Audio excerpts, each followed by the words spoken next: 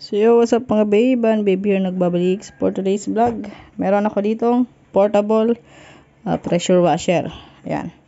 So, hiniram ko lang to ng mga babe. Hindi talaga to akin. So, i-review natin to ngayon. So, ayun. So, isa-isahin natin. So, ang una ng mga babes is meron siyang case. Suitcase. Ayan. Then, ito. Lalagyan ng sabon. Pero, hindi ko pa alam kung paano siya gamitin mga babe, no. So, ngayon ko lang siya i-open. And, ito yung manual. So, babasahin ko yan mamaya. Ito naman yung kanyang hose. May tubig pa. Ginamit kasi ito ng may-ari. Kaya, ganon. So, ito yata yung nilulublob sa tubig. Sa balde na may tubig. Sa drum na may tubig. Kahit saan. At ito yung kinokonek dito. Yan. So, mamaya is papakita ko yung pag-assemble. And ito mismo yung water gun. Ewan ko kung anong tawag. Basta ito mismo yung pinaka ano niya. Tapos, meron din siyang battery. Ayan. Dalawa to, naka-charge yung isa kasi low bat. Ayan yung tsura niya mga babe, no? Santon. So, ayan. Ganito siya kinakabit mga babe. So, ayan. Papasok mo lang to dito. Ganyan. Then, ilalak. Ayan. At, ayun. Ayan, no? Then, ito yung kanyang parang pinaka tip ng hose. Ito, nalagay. Ayan. Diyan mga babe. So, ayan.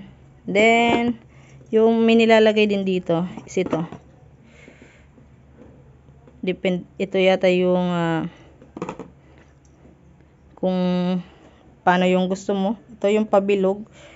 At ito naman is parang pahaba.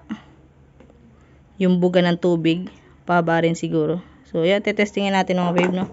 So, let's go!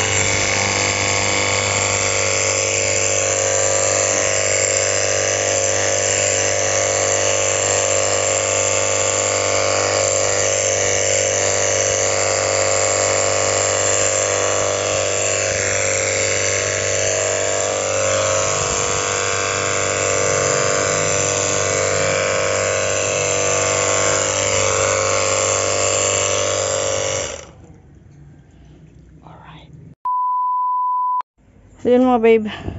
So tapos na tayo sa isa nating motor. So dito naman tayo sa pangalawa. So ayan. Mag before and after tayo. Ayan yung kapal, ang dumi. Ayan. Focus. Ayan. So ito try natin kung ano nga ba kalakas itong portable pressure washer. So ayan. At isang galon lang ng tubig yung gagamitin natin mga babe, no? So let's go.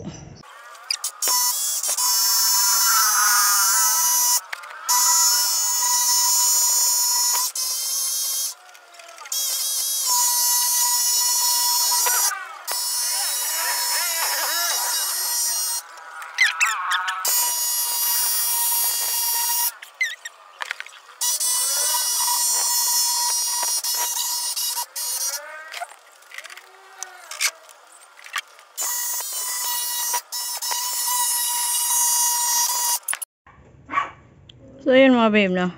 Tingnan nyo naman. Nawala yung mga putik.